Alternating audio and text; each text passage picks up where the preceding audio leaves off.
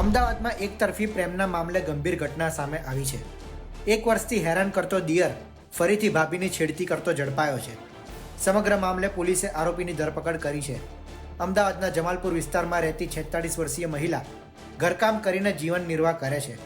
મહિલાના સાસુના ભાઈનો દીકરો અહેરાજ હુસેન ઉત્તર પ્રદેશથી 3 વર્ષ અગાઉ અમદાવાદમાં આવ્યો હતો.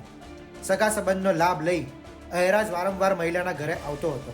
ધીમે ધીમે આરોપી એકતરફી પ્રેમનો દાવો કરીને મહિલાને હેરાન કરવા લાગ્યો. વર્ષ 2024માં આરોપીએ મહિલાનો પીછો કરતા પતિએ વિરોધ કર્યો ત્યારે તેણે ખુલ્લેઆમ કહ્યું હતું કે હું તારી પત્નીને પ્રેમ કરું છું, તેનો પીછો પણ કરતો રહીશ, વચ્ચે આવ્યો તો તને પતાવી દઈશ.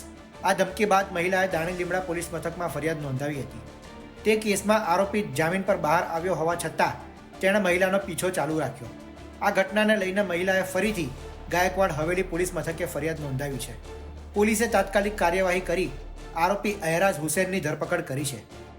2 दिन पहले मैं आ चुका था यहाँ, तो ये लोग डांट दिए, गाली गुस्ताई देके भगा दिए, तो मैं भाग लिया.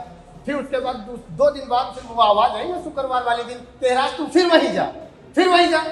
फिर मैं आया यहाँ पर. किसकी आवाज है ये ऊपर वाले की आवाज. आ मामले एसीपीए जणाव्યું હતું કે આરોપી સામે અગાઉ પણ છેડતીનો કેસ ચાલી રહ્યો છે અને હાલ તે કોર્ટમાં ટ્રાયલ હેઠળ છે. 23/12/2025 રોજ એક આરોપી નામે અહેરાજ હુસૈન આબિદ અલી દાણી લીમડાનો છે. એનો વિરુદ્ધ એક મહિલાને પીછો કરવાનો, એને ધમકી આપવાનો અને એ મહિલાને નામદાર કોર્ટમાં ખોટી જુબાની આપવા માટે દબાણ કરવાનો એક ગુનો દાખલ કરવામાં આવ્યો છે. આમાં એક આરોપી છે અહેરાજ હુસૈન આબિદ અલી.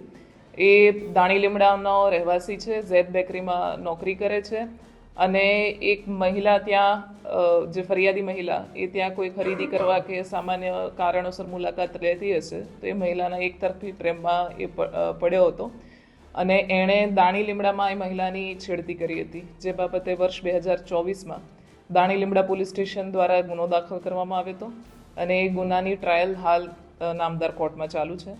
અને એ કોર્ટમાં આ જે ફરિયાદી મહિલા છે એને આરોપી દ્વારા દબાણ કરવામાં આવતું હતું કે આરોપીના તરફી જુબાની આપે અને એ પોતાના પતિ, ઘર, બાળકોને છોડી અને આરોપી સાથે આવી જાય.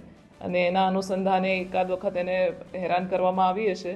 જ્યારે મહિલાએ તાત્કાલિક પોલીસને ફોન કરતા પોલીસ દ્વારા બનાવની ગંભીરતાને ધ્યાનમાં રાખી અટકાયતી પગલાં લીધા હતા, પરંતુ આરોપીએ ગઈકાલે ફરિયાદી સાથે છેડતી અને પીછો કર્યો હતો કે જેના અનુસંધાને એની વિરુદ્ધ અગાઉ જણાવેલ કલમ મુજબ ગુનો દાખલ કરવામાં આવે છે. ત્યારે એક તરફી પ્રેમમાં હોય મહિલા તરફ એવું જણાઈ આવે છે અને એ પોતાનો એક તરફી પ્રેમમાં કરેલી હરકતો જે ગેરકાયદેસર છે એનું એક્સપ્લેનેશન આપવા માટે એને ભગવાન દ્વારા આવું કહેવામાં આવ્યું છે, અલ્લાહ દ્વારા આવું કહેવામાં આવ્યું છે, એવી બધી વાતો કરે છે પોતાના સ્વ બચાવમાં. પરંતુ એ તપાસનો વિષય છે અને અમે આગળ આ બાબતે તપાસ કરીશું. આરોપી મહિલાને પોતાની તરફેણમાં નિવેદન આપવા દબાણ કરી રહ્યો હતો જેથી કેસનો નિકાલ થઈ જાય.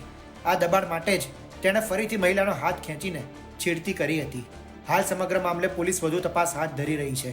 અમદાવાદથી સંવાદદાતા અતુલ તિવારીનો રિપોર્ટ, ગુજરાત તક.